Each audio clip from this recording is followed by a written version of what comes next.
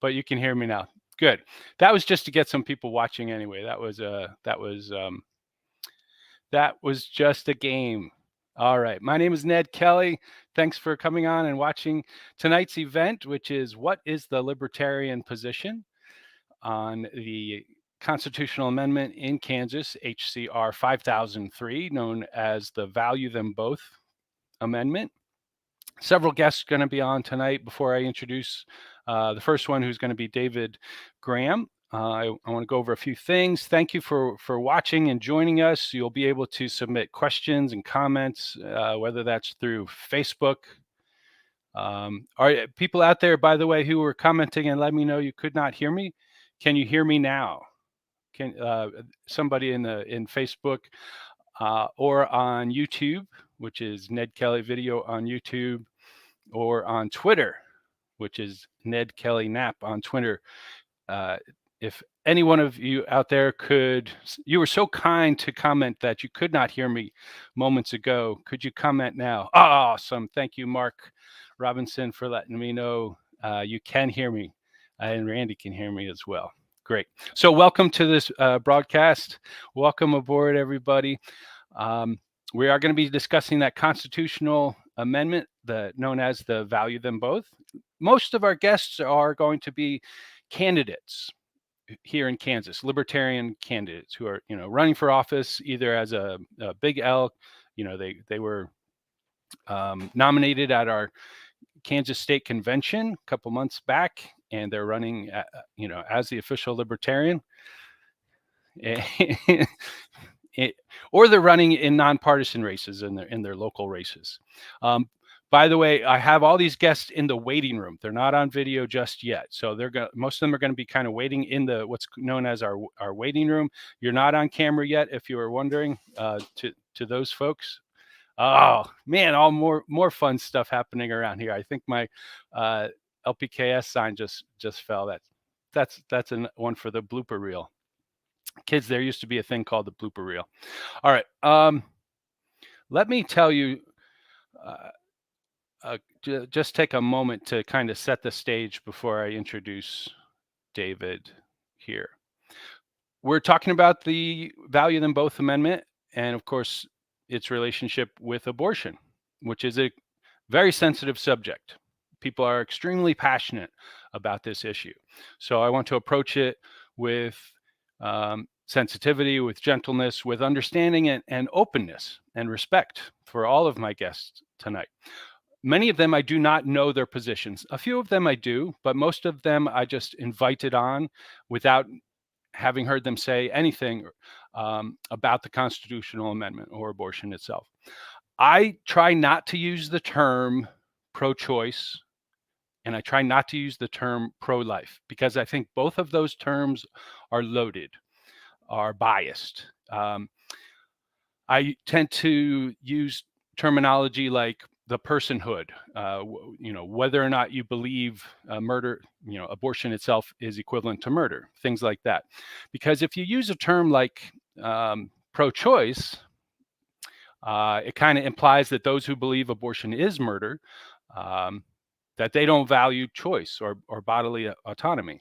And if you use a term such as pro-life, it kind of implies that those who don't believe abortion is murder, that they don't value life. So that's how I approach it. I do my best. That being said, those are quick and well-known terms, and sometimes just as a matter of convenience, it's easy. We might end up using those terms. So bear with me if we do. I know all of my panelists I'm having on tonight are going to approach each other and the viewers with respect. I invite everyone to go beyond that, not just to treat each other with respect, but to give each other the benefit of the doubt. By that, I mean to expect and assume that people who are not in the same camp as you, people with whom you disagree, that they are coming to it for the best of reasons and with the best of intentions, and their heart is in the right place, again, even if you disagree with them. I invite the viewers out there who may be making comments and whatnot through Facebook and YouTube and Twitter to take on the same position, take on the same approach with respect and that open-heartedness and trust that everyone else participating is coming to this with good faith. All right. That being said, I'm going to have on our first guest, and again, I appreciate everybody else waiting in the background. I'm going to show my first comment there. Thank you, Mark. Agrees with the idea of respecting each other. And that being said, here comes David Graham. Good evening, sir. How are you? Very well. Thank you, Ned. And you? Oh, great. Very good. Thanks for joining us. David is a candidate. He's running for Kansas U.S. Senate from Kansas, I should say. And he, in addition to being a libertarian candidate, he has been unofficially the libertarian legal expert for the past several years for Kansas. So thank you. You're welcome. I would, if you don't mind, David, I'm going to ask you to kind of get us started and just explain the constitutional amendment before you even give your viewpoints on it. If you could just give us, a broad stroke summary while I see if I can find it and actually put it up on screen as well. Okay, so the Kansas Supreme Court ruled that the right to an abortion, and let's be very clear, we're talking about elective abortion here, not medically necessary abortion, but that the right to an elective abortion was a right that is in the Kansas Constitution. The amendment that's going to be voted on would reverse that court opinion and simply say there is no right to abortion in the Kansas Constitution. There is no right to funding of abortion in the Kansas Constitution, and the legislature can make laws regarding abortion. In essence, it's a separation of powers document, and it says the legislature makes the laws, not the courts. So that's basically how we got to where we are, and anything more is going to be my views on it. So that's where we are. All right. Well, and I just put the wording up there. So that is the proposed wording to be added. And we can kind of break it down more and refer back to it if anybody wants to. I'll go ahead and read it just so we're all on the same page, because this is to be added. Nothing is to be struck or changed, but this is one section you see there, section 22, to be added or inserted into the at the end of the Bill of Rights on the Kansas Constitution. Because Kansans value both women and children, the Constitution of the state of Kansas does not require government funding of abortion, and does not create or secure a right to abortion.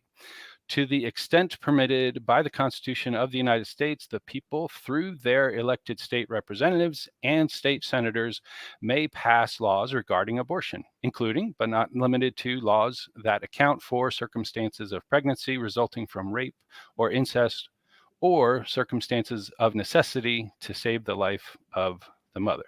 So exactly what David mentioned there.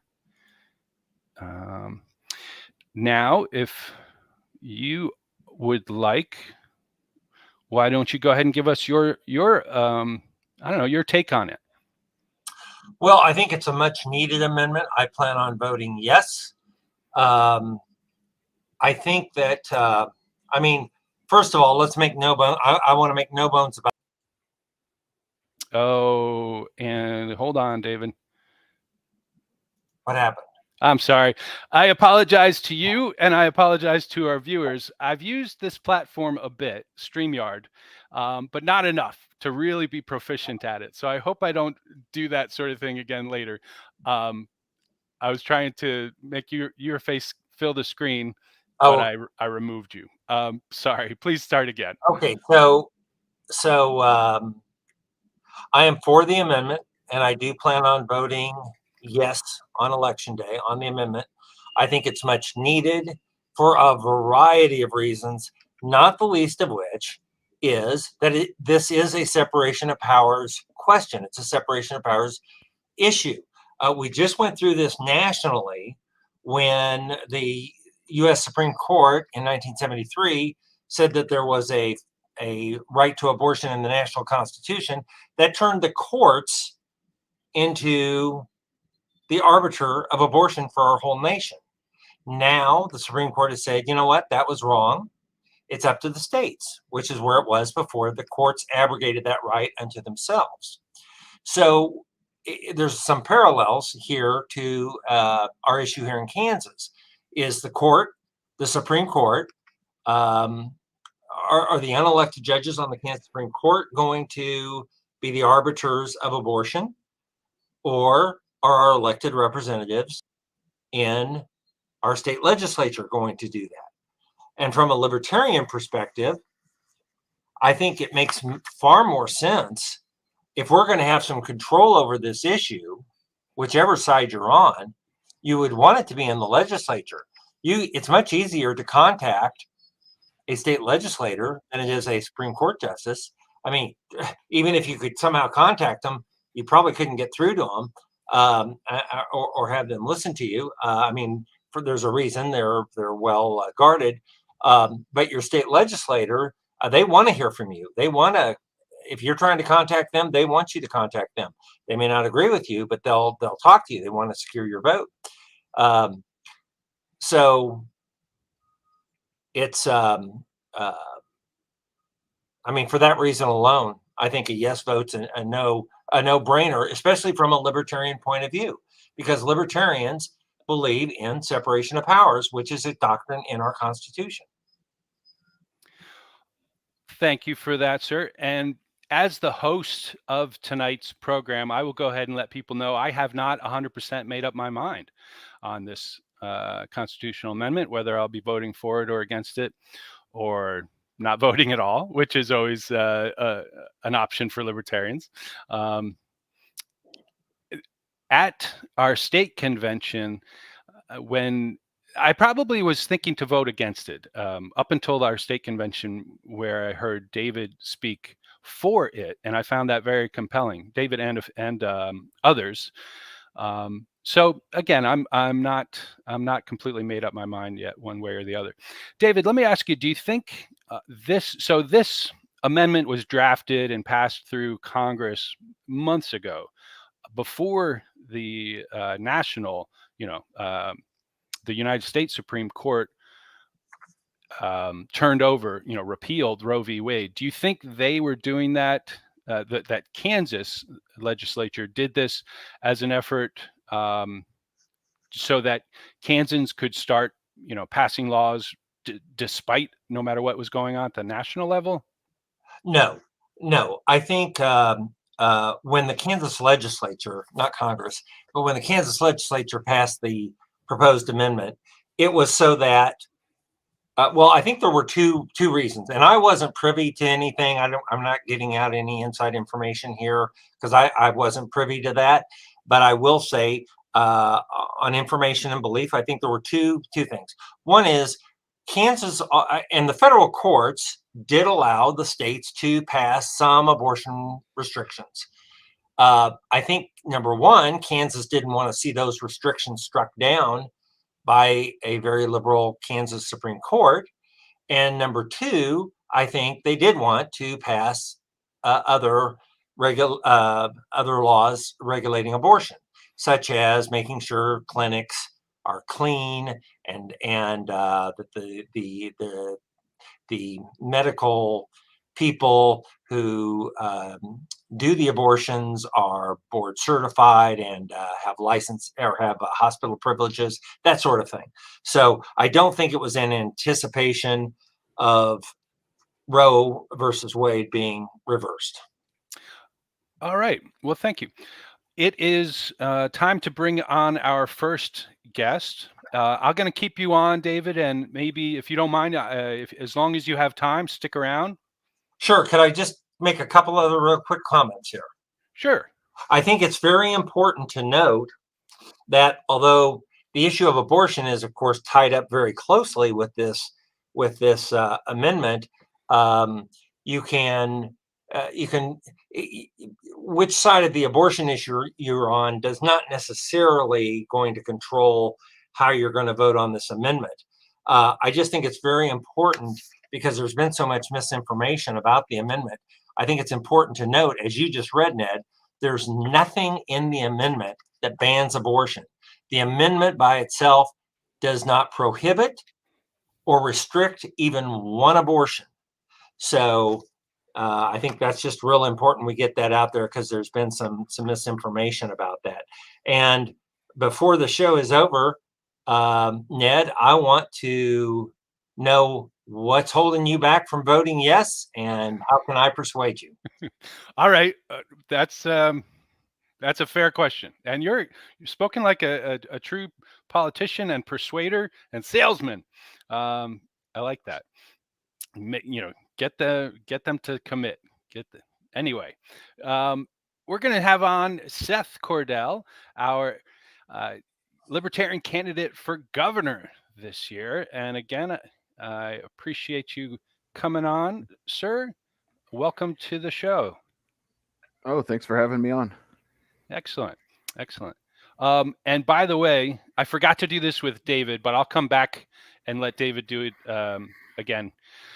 Why don't we start with you sharing or plugging anything you would like, any events or news you have coming up, any website and that sort of thing. Okay, the website for the campaign is Cordell for Kansas, FOR for Kansas.com. Facebook, Seth Cordell for Governor. I will be at the Miami County Fair and Parade tomorrow evening. And then we have several other events lined up after that. We'll have the Facebook page, keep people up to date on that. Excellent. And let's see, the slogan is Kansas's strongest candidate. Yes, Kansas strongest candidate. One of my hobbies is strongman. And so we thought it'd be fun to play that into it. Although I can't say that it's 100% accurate because I am actually competing against a Republican that's running for Kansas House that I'm pretty sure is going to beat me in 3 weeks at my next competition. But wow. I'm the Kansas strongest gubernatorial candidate, that's for sure. That is amazing. I was trying to get you to be the biggest of the three of us here, but I think I'll just go back to that. Yeah, and thank you again. You came all the way out to Kansas City area last month to speak at one of our local mixers and had a great, you were received by much appreciation. Everyone really liked what you had to say there. I was also very impressed. I have been more and more impressed with you as your campaign has gone along. Let's say it that way. So thank you for running. I know it's not easy. Thank you, as they say, thank you for your service. Yeah. All right. So if you would want to get into it, we want to talk about this constitutional amendment. And if it's easier, you can tell us your views on abortion first. You don't have to, because I don't think one's views specifically on abortion, as to whether or not it should be legal or, when does the rights of a person start. I don't think that is necessarily strictly attached to how people view this constitutional amendment. I think, so if you want, start with your views on abortion, or if you want, go right into the constitutional amendment. Well, that's a very good point. Like David had mentioned, I don't believe that an individual's views on abortion have to influence their vote on the amendment. My personal opinion on the amendment is that I'm going to be voting no. And the reason that I'm going to be voting no is that, to me, a yes vote puts the power over a healthcare choice, whether you agree with it or not, in direct control of the legislature. And by having the legislature have that control, it's going to increase the number of laws that we have on the books, which is generally not a libertarian thing. And it's also, I think a lot of people are being short-sighted, and I'm like you, Ned. I don't like the pro-life, pro-choice. I think it's a false dichotomy that just needs to go by. But if you are against abortion and you're all gung-ho to vote for yes on this amendment, because it's more than likely the amendment itself does not ban abortions, but you can even tell in the way that the amendment is written that that is the goal. That is the desired outcome of this amendment, is to ban abortions. So you think, yes, I'm going to vote yes on this and we're going to ban abortions. What happens when at some point in the future the Democrats control the legislature? We've already seen that Kansans will elect a Democrat for governor. It could very well happen in the future that we have a Democrat-controlled legislature, and then all of a sudden there's no laws on abortion. What happens then? What happens when the legislature, we set a precedent with this amendment that we give the legislature the right to choose healthcare decisions? What happens the next time that people want to force a vaccine mandate? We have to look beyond abortion when we look at this amendment. We need to consider the ramifications of setting a precedent saying the legislature can regulate a healthcare decision. So that's my approach to it, is looking down the road, looking past abortion, and saying what happens when the legislature has control over healthcare. Thank you for that, sir. Looking at David, did you want to respond to that? Don't feel that you have to, but if you... Well, it's more likely that the Republicans will replace the Supreme Court justices with pro-life justices before we're going to get a Democrat-controlled legislature. I'm old enough to remember when Kansas at one time did have a democratically controlled House. It didn't have the majority in the Senate at the time, but it did have a majority in the House of Representatives. So the question really goes the other way as well, and that is, do you want unelected judges on the Supreme Court who are appointed and confirmed by Republicans, or I guess just appointed? I don't think they confirm in Kansas, who are appointed by a Republican governor to control this issue, or do you want control by your state legislature? And I think that's the real question. It's not, is government going to be involved in abortion? It's what branch of government is going to be involved in this issue. And so I think that's the key question with regard to the amendment. Further follow-up, Seth? So, I know that me and David aren't going to agree on this, and that's fine. That's just fine. I was curious because I didn't know either. Supreme Court justices in Kansas are appointed by the governor, but then they are confirmed. And then after their first full year of serving on the Supreme Court, they go on a ballot where they have to get a confirmation vote. And then after that confirmation vote, they serve a term of 6 years. So that's how the Supreme Court in Kansas works. And, it's again, if we're going to set the precedent where the legislature is controlling healthcare, and that's where I disagree. That's just not correct. They're on the Supreme Court justices in Kansas have lifetime tenure unless they retire or are removed through impeachment or some other process. Okay. I'm not muted. I'm going to bring on another one of our candidates shortly, but in the meantime, I want to make sure, let's see, a couple people making comments. Mike Kerner, who's going to be one of our panelists, I sent you the link via Facebook Messenger, and Steve Jacob, who's commenting and is also scheduled to be one of our panelists. Let me know if you did not get the link. I will resend it to you as well. Our next panelist is going to be Peter Soley and Jeff Fry. Both of you are scheduled for the 6:30 slot. And anyone who's already come on, I'm going to invite you to stick around as long as you like. If you need to get going, that's fine. As a matter of fact, Seth, do you need to get going, or can you stick around? Here before long, but I'll stick around for a bit. I want to make sure you get to plug your campaign at least one more time before you go. So why don't you go ahead and do that? Okay. So again, the website, cordell4kansas.com. That's FORKansas.com. Facebook, Seth Cordell for Governor. I will be at the Miami County Fair tomorrow. So if you're in that neck of the woods out by Paola, be sure to stop by and say hi. And if I do have to duck out, for everyone here that I don't agree with, I still love you and respect you.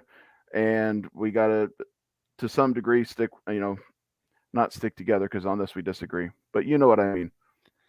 Yeah. Well, let me ask you this, Seth. Do you think you can be a libertarian and hold the opposing view on this? Yes. I agree with the party plank that, because people can have good faith arguments on both sides, that they can't agree. I'm not 100% for or against abortion. It's that doesn't matter to me as in the Libertarian Party. It says what matters is that you're principled in your stance, and I can totally respect people on both sides. Okay. Well, thank you so much for that. I'm going to add them both right now, and probably going to let Peter introduce himself first, if you are ready, sir, and talk about your campaign and plug all your stuff that you would like. Thank you. Peter Soley here. Let's get, moving the camera so you can see my shirt. That just doesn't work. But I'm had been in a very noisy building at the Russell County Fair. So I've stepped outside. Hopefully you can hear me and there's no wind picked up on the microphone. I'm running for the Kansas House of Representatives, 109th District, endorsed by the party. Waiting for the primary to figure out who my opponent will be from the Republican Party, but there is no Democrat, so it'll be a two-person race. And I live in Lorain, Kansas. Anything else you want to know about me, Ned? Let's see. I think that's it for now. That's a perfect introduction. Jeff, if you don't mind holding on, I'm going to continue on with Peter. And again, I very much appreciate you both being here. Peter, let's get right into it. If you want to start with your views on abortion, feel free, or if you want to focus more on the constitutional amendment itself. Okay. I list myself as a pro-life candidate. And I have asked my voters to vote yes. And there are two reasons why. The first is I believe that this issue should be debated and heard by the Kansas legislature, and that you or anyone can lobby the legislature to have your voice heard. And you simply cannot lobby the court system to have something changed or adjusted that meets your view. I am very much aware that a yes vote could result in a very a higher liberalization of abortion law, which I would not be happy with, but that could happen. I believe we are going to end up with a legislature, with the exception of myself or a couple other libertarians joining the legislature. It will still be predominantly Republicans, and they are going to vote for some additional restrictions. I do not believe they will place an absolute restriction. Certainly, we could probably point to 2 or 3 people that would have absolute restrictions on abortion. There would be no exceptions. I don't think there's 63 votes for that. I just cannot imagine that there are 63 votes for an absolute restrictions on abortion. I am in favor of life of the mother exception, rape and incest exception, and I would also have an exception for extreme deformity of the child. If the child is not going to live, then performing the abortion would be acceptable to me. All right. Thank you very much for that. And again, pardon my naivete and inexperience running the amazing StreamYard platform here. I think I was trying to invite Steve Jacob because he's commenting in the YouTube comments, which I'm going to show some of those right now while I'm talking. So I was trying to get him to come into to join us in the broadcast, but he's in. He already is in. So that's silly on my part. I'm going through some of these. Brian Williams agrees. This should be a decision between doctor and patient. Government should not be involved. I think I might have shown that one earlier. Steve Jacob says ops, or maybe oops. This is a woman's healthcare issue. And Valhalla, which is Mary Gert.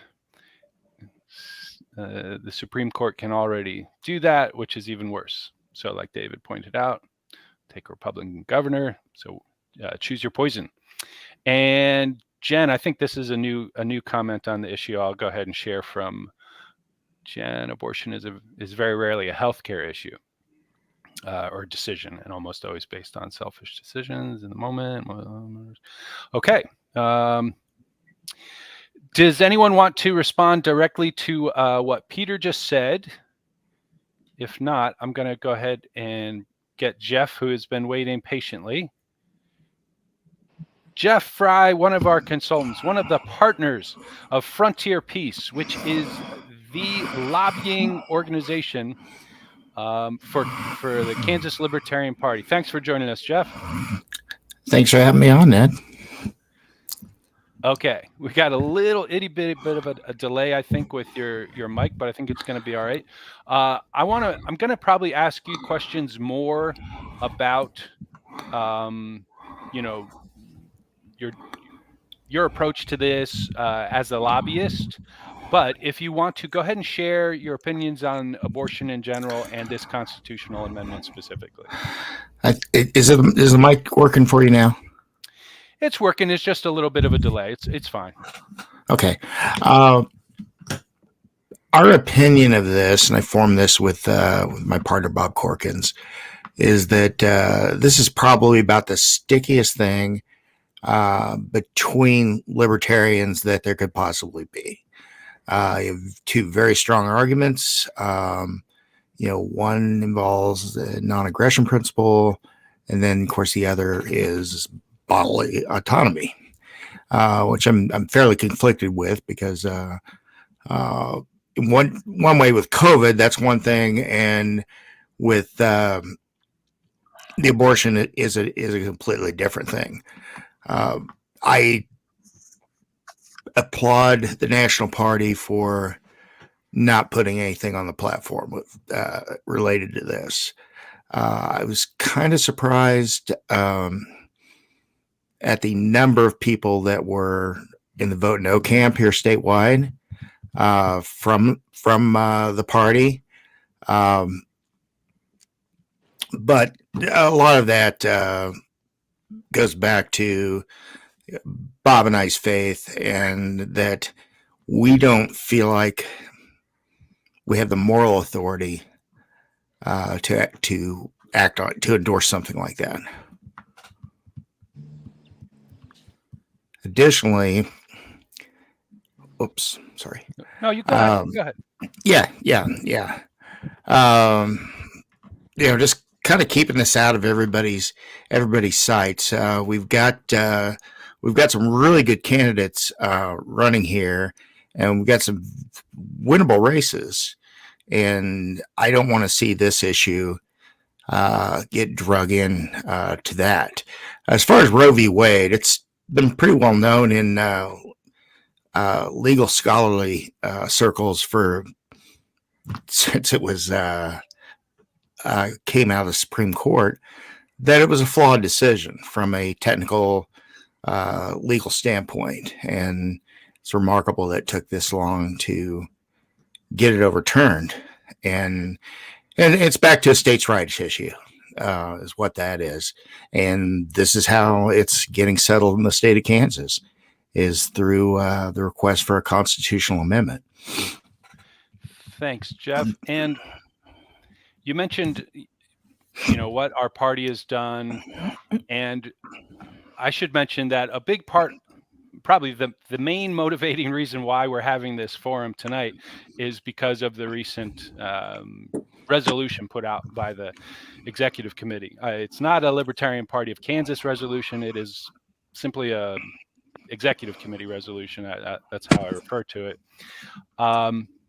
And really disenfranchised half of or more of the party and half or more of our candidates by stating that's the stated position of the Libertarian Party of Kansas. So this forum tonight, I'm putting it out there as an opportunity for as many candidates as I could possibly do, to give their voice, to give their opinion, to let us know your stance on it, and not necessarily saying that one small group of a handful of people who made the decision that they speak for you. So that's why we're doing this tonight. Can I add something else there? Yeah, Jeff. One of my concerns with this is by taking any kind of spoken stance, even as a representative of the Kansas Party, that we have a big recruiting challenge ahead of us, as we always have, and now is probably the best opportunity that's ever existed to capitalize on that through people that just feel lost and disenfranchised by the red-blue duopoly. And you run the risk of pissing off half the people that could be potential members, potential people that could be beneficial. It's like Spike Cohen said at the convention, just find one thing that you can agree with people on. And that's not hard to do with pretty much any individual. But for half those people, you're not going to find anything to agree on, because we can't get past this one thing that there is a disagreement on. All right. Can I add to that? Go ahead, Peter. So where I'm at is it's a very Republican, very pro-life district. So I align with my district. And quite honestly, if I were a pro-choice person, I might reconsider running, but I'm not going to change my belief in order to run for the legislature. When I wrote an editorial that'll be coming out in the papers this week, and I asked the readers to step away from the yes-no issue as it relates to abortion. And I wrote about a bill that came before the legislature last year. City of Lawrence wanted to ban plastic straws and single-use bags. And that's something I disagree with. I don't think it's a good idea. That's a marketplace decision. And the Kansas legislature voted overwhelmingly to stop the City of Lawrence from proceeding with their ban. Now, I would have voted to allow them to do it, not because I agree with the outcome, but because I agree with the principle that that's a local government decision. And I think a lot of us are either in the yes or the no camp on this abortion issue because of the outcome, not because of some principled or policy decision on how we should be making the decision. I think we can get along as libertarians. As a candidate, I wouldn't want to be prohibited from taking a choice, either a pro-life or a pro-life stance. But I'm not so sure it's necessary for the state party to make that same policy decision. Thank you for that. And Jeff, before I forget, I do have one more question for you, Jeff. But before I forget, how can people find you and Frontier Peace and support you? You can find us at frontierpeace.com. Just that simple. And we are the only libertarian lobbying firm in the United States that is not supported by entities. No corporations, no unions, no associations, is all supported by individuals equally. Everybody that wants to help out pays $100 a year. And we also give them a forum in the way of some questionnaires to give us some input on what we're going to work on. And we'll put out a list of things that we feel like we have a shot at working on, and make it some headway and let them vote on what's important to them. Excellent. And you've made great strides and doing great work with marijuana legalization and defend the guard. So we appreciate you. Here's that one more question I had for you. Maybe Bob works with the legislators and senators directly more than you do, or maybe you do as well. I don't know. Spending time with them face to face and communicating with them all the time, I imagine. Well, that's all Bob. They don't want my face in there. Well, then give us your best guess. This may be a tough question, but your best guess how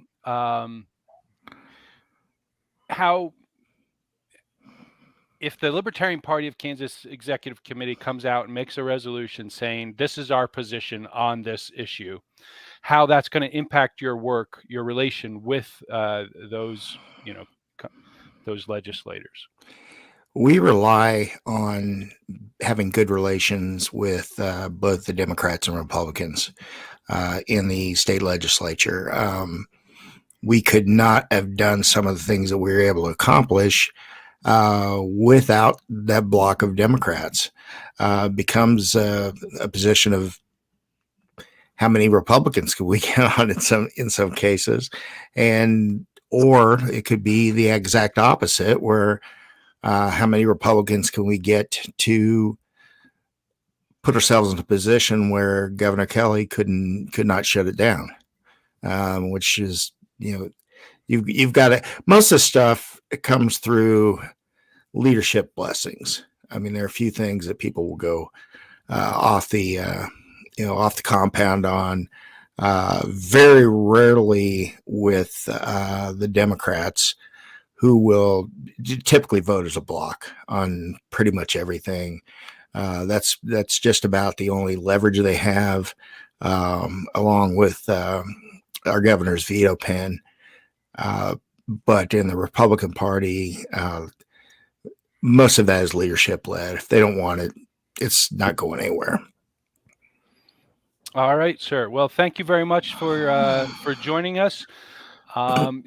Feel free, unless you have any closing words. No, I'm going to get out of here and go hang out with my grandson. All right. Well, Okay. Thank you. Say hi to Bob for us as well. We appreciate you and Frontier Peace. I would. Thanks, guys. Thank you, Jeff.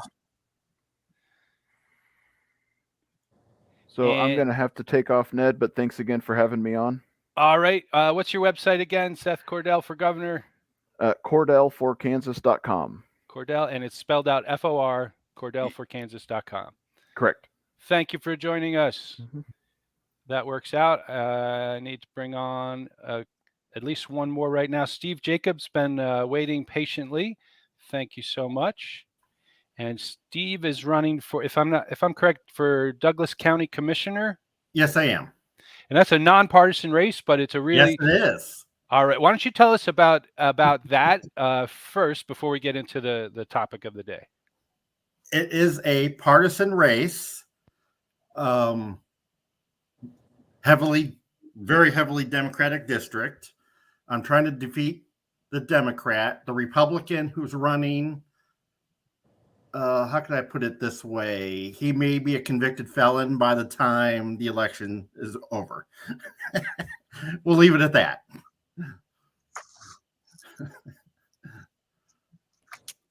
All right. Excellent. Well, do you want to plug anything there and how people can support you? Jacob for DCC is my Facebook page. That's all I have right now. Jacob for DCC, and that's Douglas County Commission. Yes. Excellent. Well, that's great. And so, yeah, I apologize for saying that was a nonpartisan. You know, It's interesting. Most of the times, county level is going to be nonpartisan, but not always. So this is one you actually did win, and I remember this now. The Libertarian Party nomination. So you are running as the official Libertarian candidate. We appreciate that. Excellent. Well, why don't we get into the topic of the day again? If you want to start with your views on abortion itself, feel free, or if you want to go right into the constitutional amendment. Well, I mean, I'm in the liberal oasis that is Lawrence, Kansas. I have been pro-choice all my life, so I'm definitely voting no. I am criticizing the Democrat for not being an advocate of being no. So that pretty much shows you my Let me know if you have opinion of this. I am very much in support of women's rights and healthcare on this issue. They are afraid of what the women and liberals in Douglas County are afraid to death of what is going to come down from Topeka. And abortion is for sure going to be banned. With some exemptions, I don't know. That's the scary part. But they've seen some of the other laws that's been proposed around Kansas, and they're scared. And we just want to be free. We want, I guess, women want to do what they want. They don't want to be told how to control their bodies. And I have already voted no. And I appreciate the Libertarian Party because they don't have it on their platform. We can do whatever the hell we want with it. So I appreciate that. We're not pigeonholed. We can do whatever we want. Okay. Well, thank you very much for that, Steve. Yeah, and that's the way it's always been when it comes to abortion in the state of Kansas. It is on our platform and it says we don't support government spending. No taxpayer money should be used to fund abortion. But that's pretty much it as far as our state platform goes. It's yeah, and that's the way it's always been, and for the most part, people who are on all sides of the camp, as long as they're libertarian, have been able to get along. Does anybody, Steve? Do you have a question for any of the other panelists, or Peter has, I think, a question for you? Actually, Peter has parting comments because I need my booth. Thank you so much for doing this. I appreciate it. And I think there are a lot of libertarians that are watching and paying attention that appreciate it. And my website is petersoley.com. And there's a donate button on there. Feel free to find it. Thank you, Ned. All right. Thank you, Peter. Yeah. Thank you very much, Peter. I was trying to write out your website. But like you said, Peter Soli, your name is right there on the screen right now. Just add a .com and then navigate through and donate and support this candidate. We really, really appreciate you. And thanks for joining us tonight. Thank you. Peace. All right. Back to you, Steve. Did you have any questions or comments for me or David? It's okay if you don't. Not really. I think I made my stance pretty clear on the issue. I think so. Absolutely. Let me ask you one more question. And I think I asked the other candidates the same question, more or less. Can you be a true libertarian? Can you be a consistent, principled libertarian and hold the opposing view as you do on this issue? Well, in my district is not the opposing view. As a libertarian, we have a big tent, so I think I can. Oh, well, I appreciate that. That's what I was getting. Yeah, and this particular issue, of course, is a statewide vote. So, yeah, just kind of throw. That's a question I want to ask everybody on the panel tonight. Can I take a crack at that, Ned? Oh, I guess I didn't really ask you that one, did I? Yeah, go ahead, David Graham. So yeah, let me jump in and let me read the comment here real quick first. Okay, yeah, that's let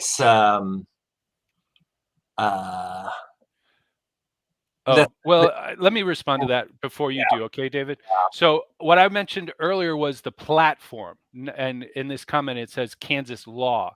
So when I say the platform, I'm referring to the statement of points, beliefs, principles, philosophy of the Libertarian Party of Kansas. It's on our website. You can go to it. It's really cool. It basically just says what is our position on several different issues. So our platform, the Libertarian Party of Kansas, says taxpayer funds should not be used to pay for abortion. That's what I was getting at earlier. Sorry. Right. But if the amendment fails, the Supreme Court could say that funding is required. Okay. All right. Let me get back to the other question, though, unless this is an interesting wormhole we could go down. Let me get back to the other question, which I thought you were about to answer. Maybe I'm wrong. Can you be a principled libertarian and hold an opposing view on this particular issue, the constitutional amendment? Well, I think we have to ask that question with regard to two issues. One's the amendment, one's abortion itself, because the abortion issue is strongly tied up, of course, with the amendment, although they are separate issues.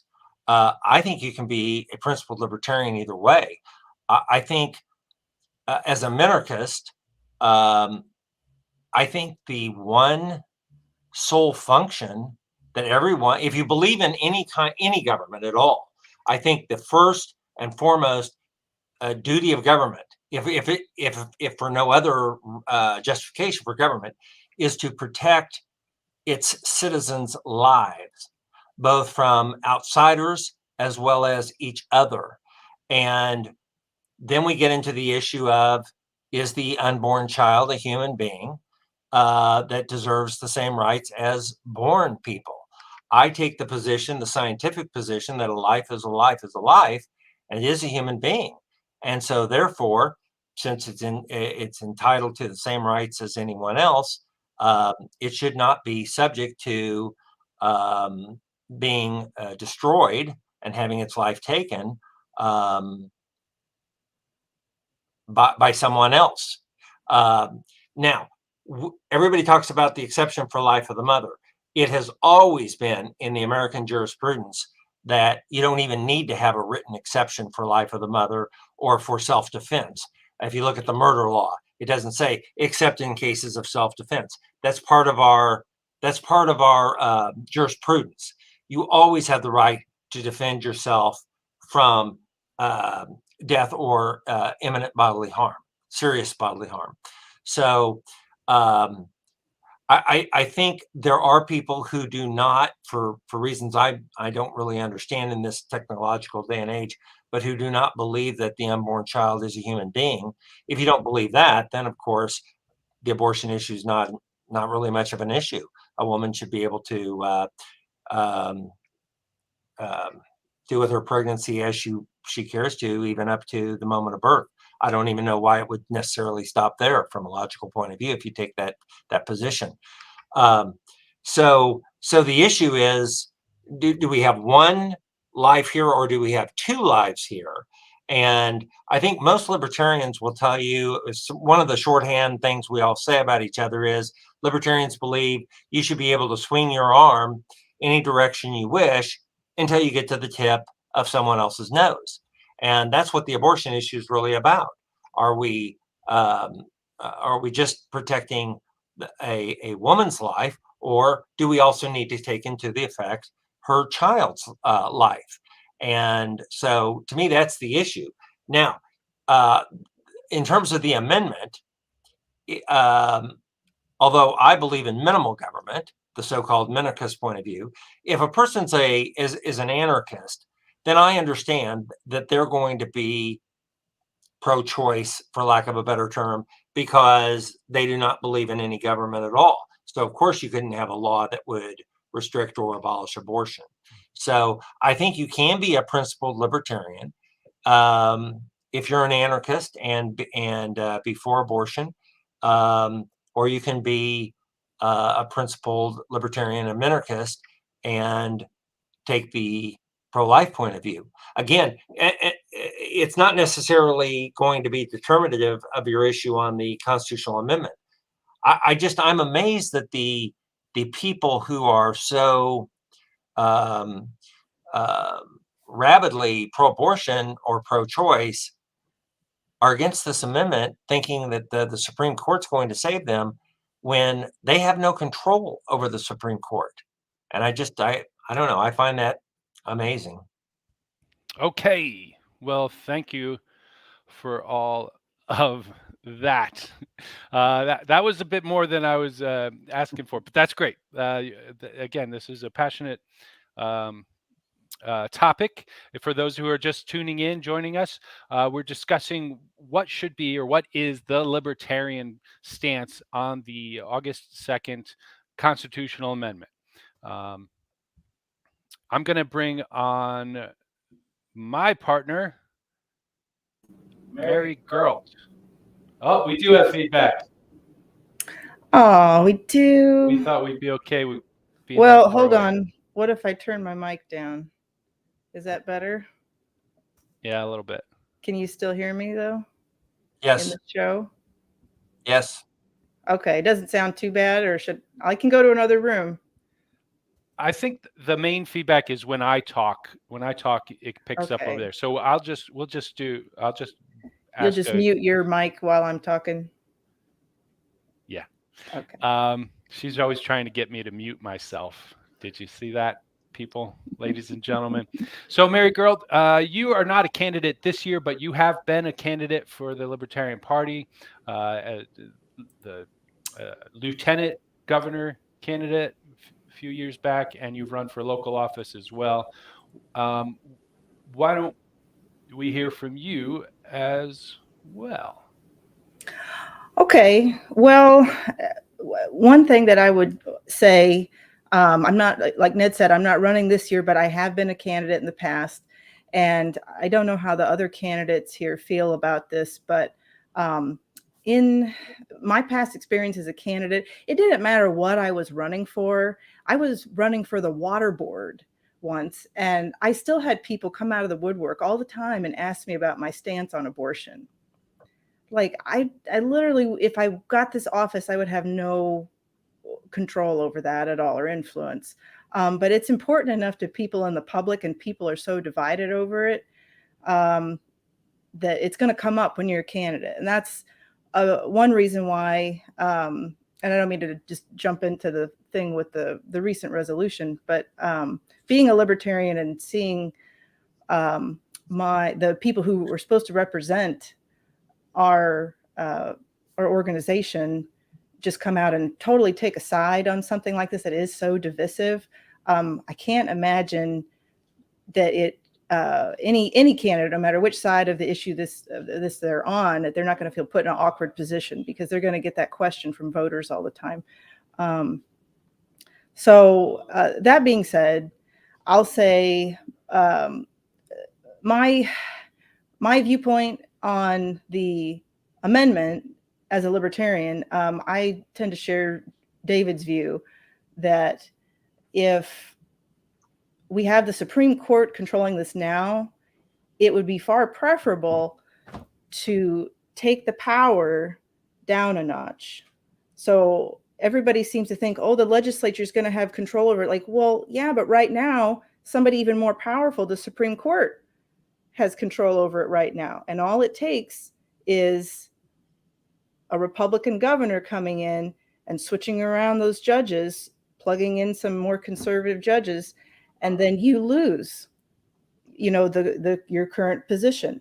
So it's a lot easier. I know people are afraid that what's going to happen is the Kansas legislature is going to immediately come in and change all the abortion laws. I don't know if that's going to happen, but if it does, it's going to be far easier to influence and have control. I'm not saying it's going to be easy, but it's easier than dealing with it at the Supreme Court level. So it's always going to be a tough issue. It's always going to be a problem, and nobody's ever going to agree. And especially libertarians that don't, we're seeing tonight, people have different viewpoints, and it's a complete fool's errand to try to ever declare that there is, to me, a libertarian position on this. But my personal feeling or belief on abortion is I would classify myself as what we might typically say pro-life, even though that's a kind of an incendiary thing to say now, as we established at the beginning. I believe that life begins at conception because, a fetus has the same number of chromosomes as I do, even though it's not fully formed yet. I see it as just as human as me. I know not everybody shares that, and that's fine. However, I could be considered by some people as pro-choice because I don't believe that the government should have too much of a hand in this. I think that even though I believe a life begins at conception, I believe that it is extremely nuanced. It is extremely circumstantial how abortion comes about. So I think it would be, one, very, very difficult to enforce. It would be, two, very, very messy to enforce.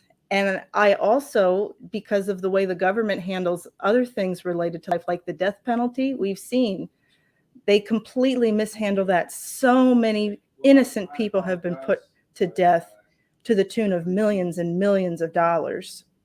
And I simply do not trust the government to be either in a practical sense or in a moral sense to be the arbiter of life and death.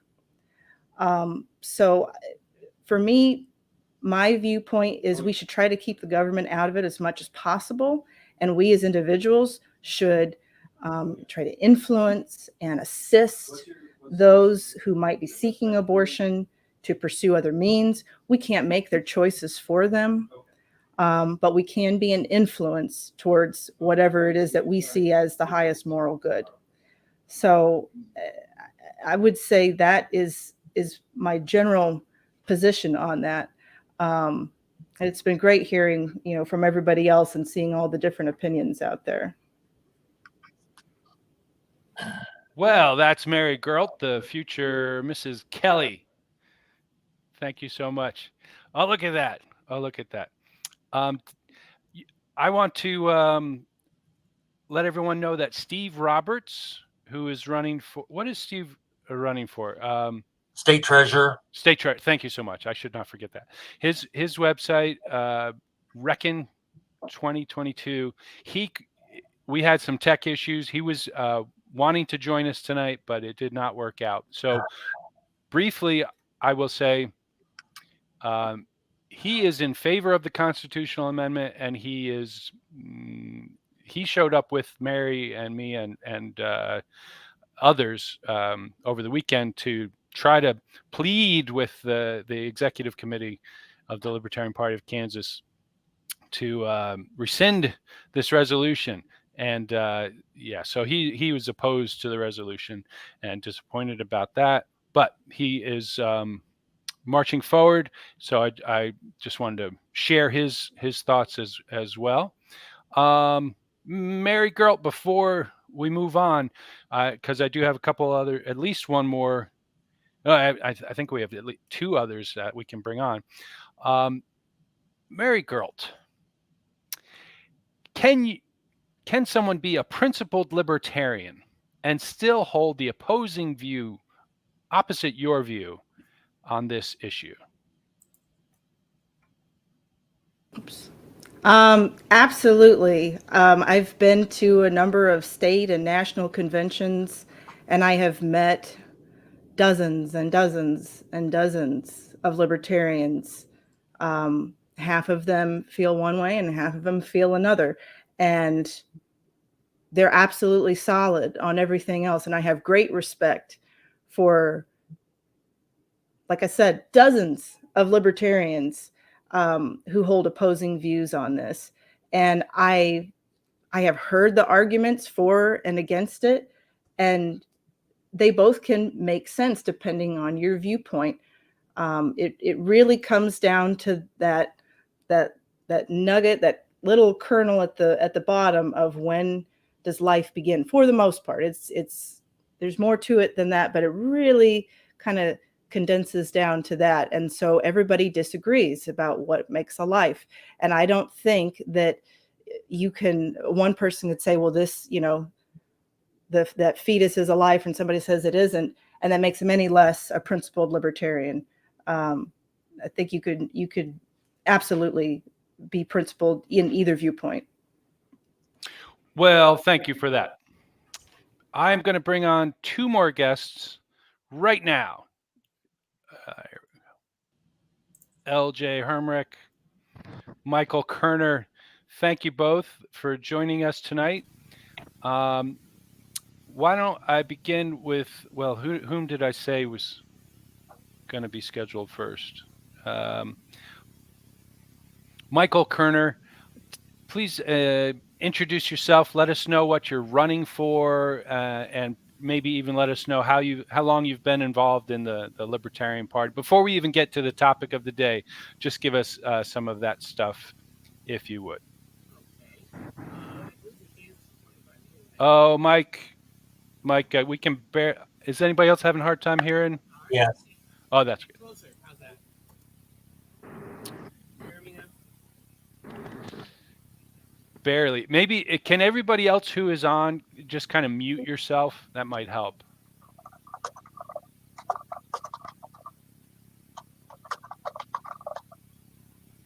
All right, Mike. Try one more time. Let's try that. Can you hear me now? As the commercial goes, right? It's very, very faint, so we're going to do it like piecemeal. I might have to kind of repeat some of the things you say. Let me see if there's some way I can turn the volume up here. Maybe there's something I haven't done right.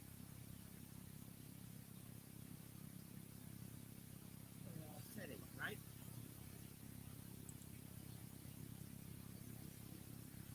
While we're working on that, I'm going to catch up and show some more of the comments coming through on YouTube.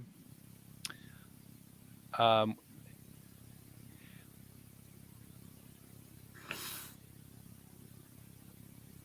to fix. Everything's right. Oh, I like this comment about Mary. Yes, she is a very wise person. Wise to find a good mate.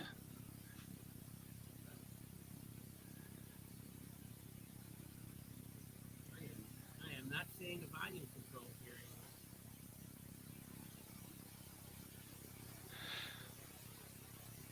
All right, Mike. What I'm guessing is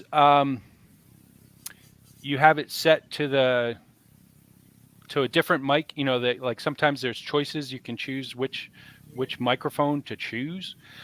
Why don't you play with that? Go back to the settings if you can. Click on like the three dot, hover over your face, and then click on the three dots and see if it can give you something with settings. Maybe choose a different mic, and we'll come back to you.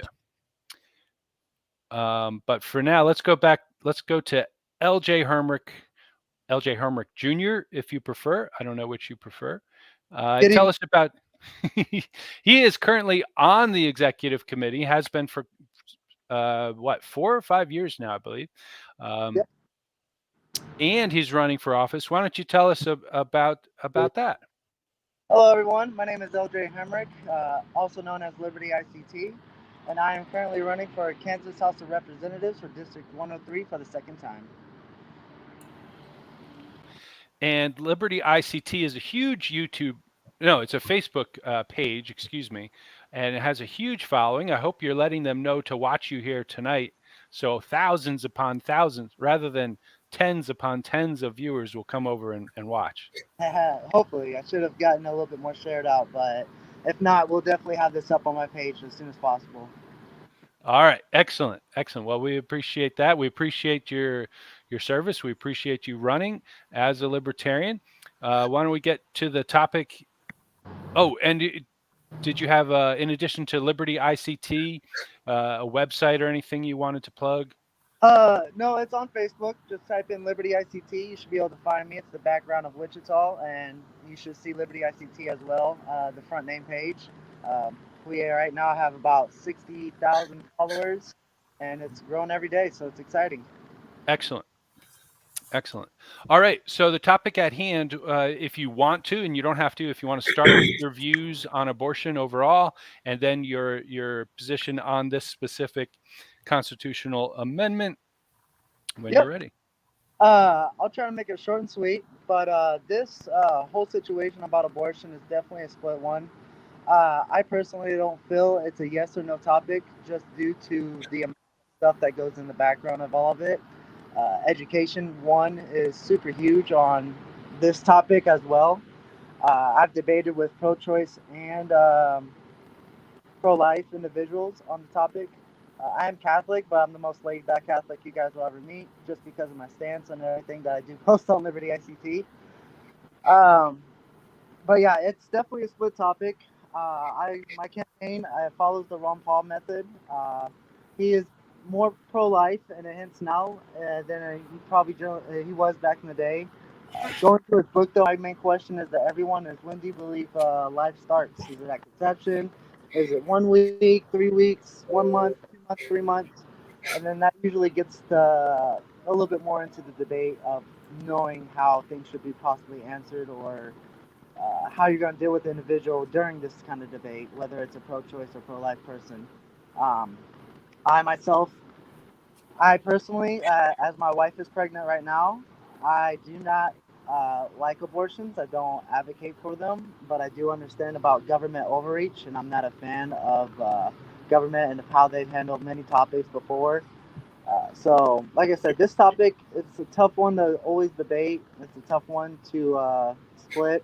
But that's why I love the Libertarian Party, because instead of the Republicans and Democrats, where they're kind of forcing you to have an answer, our party will at least give the option that it won't shun you or look down upon you whether you have a different point of view on the topic. Well, thank you for that, sir. Does anyone have a question for LJ? I do. All right, David. So, LJ, since you acknowledge that we as libertarians are not lockstep all one way or the other, unlike most of the members of the other major two parties, why would you embrace a resolution by the ex-con that says libertarians should vote no on this constitutional amendment? That one was due to mainly seeing how government can overreach on some topics. like I said, it's a tough one to answer yes or no at the end of the day, because you do have multiple other topics that trickle down upon abortion that goes with education. I understand that, like I said, the main question is, when do you see life starts? My main point of view and how I stick with this topic is what the Libertarian Party platform itself had on abortion is that the individual and the doctor, I don't quote me on this because I forgot it on top of my head, sadly, but it gives the individual the more of a choice of what they're going to do during the situation of abortion. And then, like I said, there should be steps upon it. Uh, there should be a lot more, but I ended up going with the no at the situation and time, just due to the back and forth of pro and life choicers. I feel that they both throw shade, and they both are sort of, they both throw uh, not lies, but they. I'm trying to look for the word.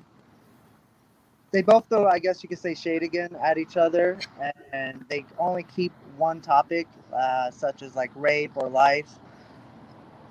And I understand that in those cases, it's a low statistic, but going upon the no vote, I mean, it was a hard one. It was a tough one. It wasn't one that I wanted to vote on, just because we are so split upon this as libertarians. But as the root of it goes, I'm just opposed of the government having the overreach and the power, and then the extra steps that they can willingly take once they get these judges or candidates into office and add more. But that goes down to, like I said, the main question to everyone is, when does life begin to you? If that answers your question. Well, not really. I mean, it tells me why you are apparently going to vote no on the constitutional amendment, but it doesn't tell me why you think it's appropriate to instruct all libertarians to vote no on the amendment when libertarians have differing views on this issue. If I may, just to be clear, LJ voted. He actually did not vote. He abstained on this resolution, which is being shown. I believe it's being shown on the screen there right now.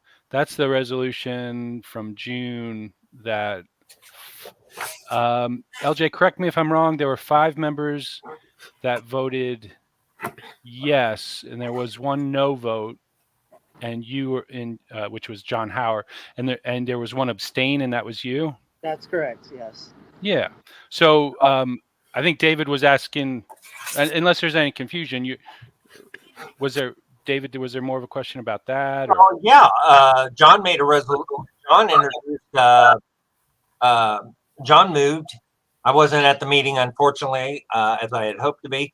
But my understanding is that the last XCOM meeting, John moved to rescind this, and the motion died for lack of a second. I mean, why can't we even have a vote on this? And I should also mention LJ was not at that meeting, so Sadly, yeah. that's. I'm out in Springfield, Missouri at the moment due to work, so I wasn't able to make that meeting. That's why I had my proxy as Olivia. Yeah. So I want to step back for just a moment here. Don't want to get into the, as exciting as it is, and as passionate as some of us really do feel about this.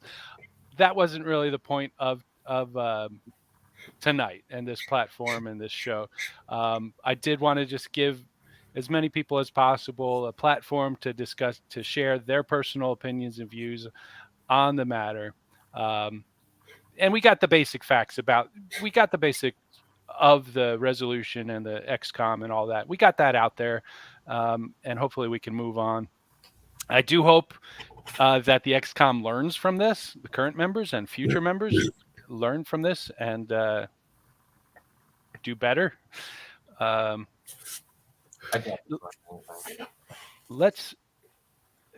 Yeah. So if it's okay, I'm going to try for Michael Kerner again. Mike, if you're. Yep. You hear me now? We can hear you so well. Why don't you talk about your history in the Libertarian Party? And we even have Kirsten here. Awesome. We're going to bring you on in just a moment, Kirsten. Introduce yourself, your libertarian stuff, and your campaign. Thank you. Okay, well, I've been active in the Libertarian Party for quite a few years when I lived in New York and in Florida. But at the moment, I'm running for a state house seat for District 17, which is the city I live in, Lenexa and Shawnee. I don't know exactly who I'm running against because it's a Republican primary, so it's going to be a three-way race, but I don't know who the Republican is going to be just yet. Now, as to this, I am breaking this issue into two things. There's the constitutional amendment to overthrow a Supreme Court decision, and then separately, what would I like the legislature to do, and how would I act if I was in the legislature? I'm of the opinion that the Supreme Court overstepped its bounds. They're not a legislative body, and they shouldn't have done this. But it's not the first time they've done this.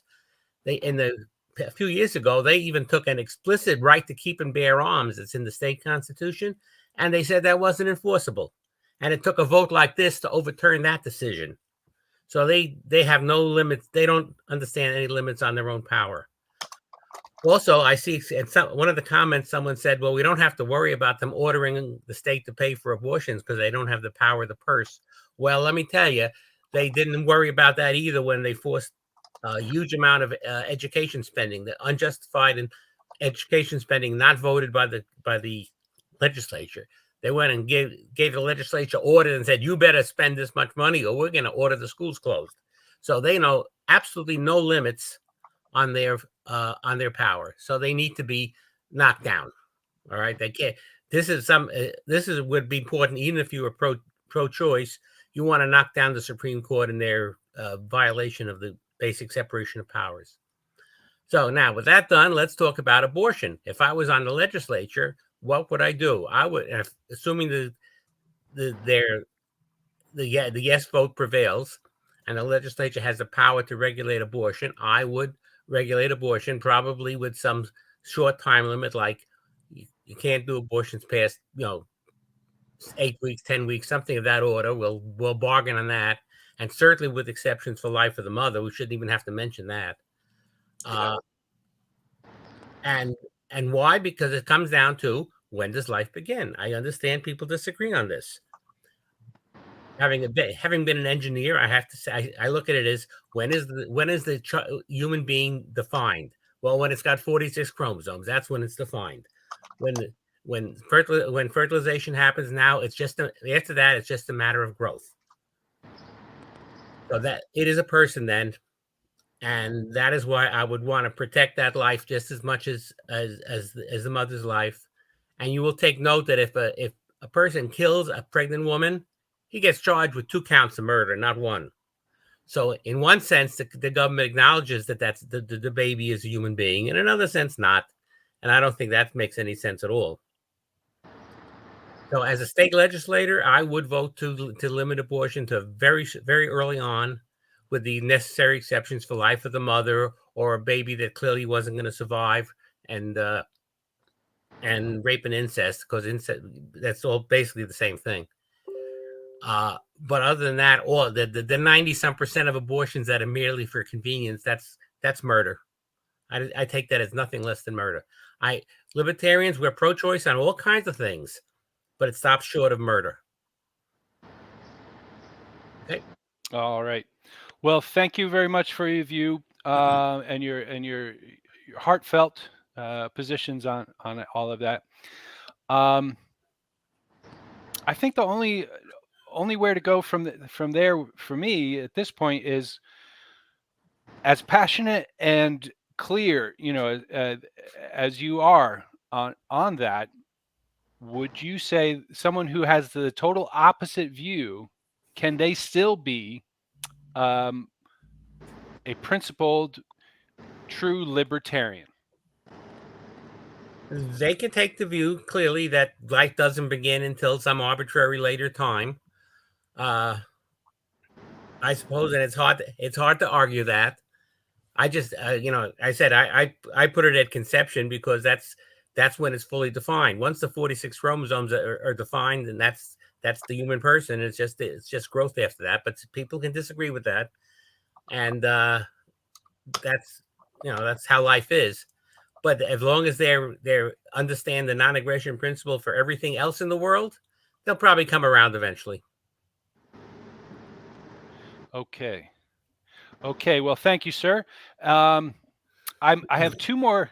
Actually, we got more people than I thought we were gonna. I'm delighted, but I got a couple more that were like maybes as far as tech and their schedules and all that. So, two more of the ladies I'm gonna bring on, and then anybody who needs to does. Before I do that, is there anybody who needs to jump? It's getting close to 7:30. Stick around if you can. Okay, let me bring on Stephanie Barton, who is running for Kansas State House. Oh, you got your video working and everything. Good. Kansas State House 33rd, I believe. Yes. All right. And our very own Kirsten Kuhn. And you're running for a nonpartisan race this year, Palmyra Township. It actually is a partisan race. Wow, another one of those. Like our friend Steve. Cool. Well, let's see. Stephanie, do you want to introduce yourself, anything about your campaign and that sort of thing before we get into the topic? So I'm running for state representative in the 33rd district. Currently, it's interesting the debate we're having on the topic, considering that in our community, as David knows, we just had an issue with a new clinic, abortion clinic, Planned Parenthood clinic coming into our community.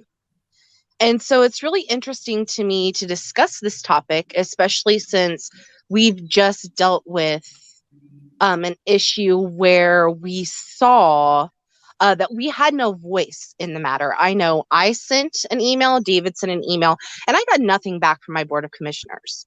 And so when we talk about this topic and we talk about this topic and we talk about where the control lies, whether we actually have a voice, currently I don't even feel that we have a voice. And so I'm seeing a lot of issues with the interpretation of this resolution. And it's been quite interesting for me to hear everybody's views, because there's something I can take from that. And I really think that when it comes to the issue with ex-con and the resolution that they put out, not allowing for everybody to have a voice, if we can't have a opposing viewpoints, regardless of the issue, then we really are putting ourselves at a disadvantage to begin with, right? So I think that when we speak on education and we speak on what does this mean and what would it look like, I think there's a lot more questions that need to be answered before it's put on a preliminary ballot, which is the biggest issue I probably have.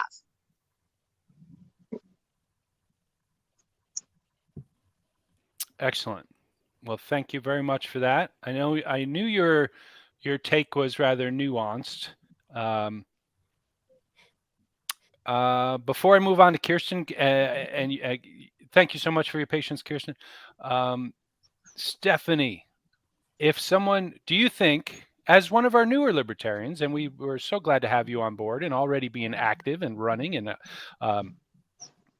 as a libertarian, do you believe someone who has an opposing view to you on this particular issue can still be a good libertarian? Absolutely. I think I can be pro-life and pro-choice at the same time. When I look at the platform, the libertarian platform, and it speaks about choice, I don't think that that's something that the government gets to interpret for anybody. In any issue, whether it's abortion or healthcare or those type of instances. I think those are personal matters. And I don't think that the legislature should be able to interpret a personal issue. Because when we start looking at what that means, there's a lot more there. I will also say that the reason that I do hold more towards the no side of the constitutional amendment is because I do believe that the Supreme Court of Kansas has already seen free will at play here. And that's where I think they're standing back and saying we should not be legislating these type of things, that these choices are personal. And I know a lot of other people have different interpretations on the matter. But when I look to it, I don't think that I should make a choice for anybody else. And I don't think anybody else should be making a choice for me. And that is where I stand on the issue.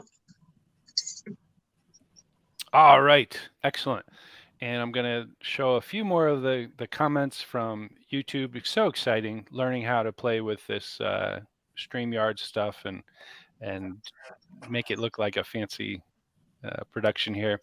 Kirsten Kuhn, you've been around for a time or two, and you've been active in the Libertarian Party, and you've gotten some things done in your neck of the woods.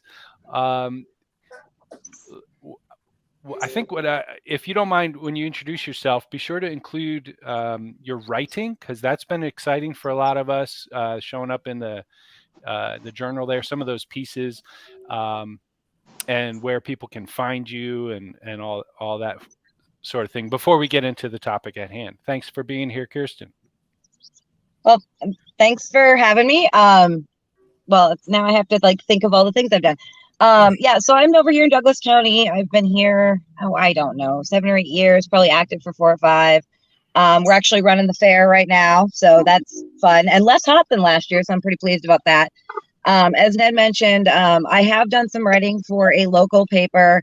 It's the Lawrence, Kansas Times. It was actually really interesting because the reason it happened was our original paper split over a unionization issue, and Mackenzie's quite left, and she reached out to me and asked me if I would come write at her nascent publication intentionally from a libertarian perspective. So I've dropped a couple of things here or there. I do get paid for them, so no communism here. But yeah, you can find that on their website, lawrencekstimes.com. I'm on Twitter, but I'm at Chaos Libertarians. What else have we done? Oh, geez, I was totally unprepared for all of this. We defeated a jail expansion. We changed the cannabis ordinance. The cannabis stuff out here. We do stuff out here. The cannabis ordinance was huge, right? You got the fine down to $2. No, fine dropped to $1. But the more important thing was on a first offense, simple possession, they were mandating a drug evaluation, and that's $250. And the same 11 companies that did the eval were the same 11 that were the approved provider list. So we got that removed, and that was to me the key thing. $1, $50, okay, but that mandated drug eval was really wrecking some people's lives. So we're real proud of that. All right, and you're running for Palmyra Township. Yes, it's just the clerk, so nothing fancy, just recording notes. I am also in a 3-way primary, so I'm not really sure who I'm running against till after August 2nd. So we'll see how it goes. I'm much more known in the Lawrence area than Baldwin, which is what Palmyra covers. We're going to give her a shot, see how she goes. Excellent. All right, now let's get to it. Your position, if you would, on abortion in general and or this amendment specifically. Well, I have notes. So forgive me if I'm looking away from the camera. It's not that I don't love you guys. It's that I have notes. I did jump in late, so if anyone who came before me, I'm repeating your points, I do apologize. I came in with LJ, so I'm not trying to steal from you. I do agree, though, that good people on all sides of this argument can disagree. I do not think that anyone is less of a libertarian for having any given opinion, but I will personally be voting no. It's a personal freedom issue. It's a medical issue. I did not have a say in the resolution that was passed at the XCOM, kind of intentionally. I stay out of that. But I will say, I understand the point people are making at the end where you're encouraging folks to vote no, how that could be seen as inappropriate. But I think if we strike that line, everything above that I'm with. We do not support the government mandating any medical procedure, whether it's abortion or anything else. I also agree that education is very important, though. But there are problems that maybe some of you as men don't understand. I've been asking to be sterilized since I was 14 years old. I'm 35 and they won't do it because I don't have any kids. They will not. No doctor will. I've tried. And so I'm on birth control. I've never had a pregnancy scare, but I'm 100% sure that my mental health is at risk if I become impregnated. And so for people like me, access is extraordinarily important. And I'll be exceptionally candid about that. Now, I agree that there are people running around making bad choices, and that's unfortunate. But it is not anyone's place to tell people what medical procedure they can or cannot receive. And as a rule, I think that we should be opposed to allowing any of these things. I mean, shouldn't your natural response when the government wants to introduce an amendment with a bill ready to go, that ban is coming? Like, that's obviously where it's going. They're obviously going to not care about the life of the mother. There's no concern here. This so-called value them both values neither. It values no one. And it seems to me a vindictive push by the GOP because they didn't like a state Supreme Court decision. That's what I'm seeing.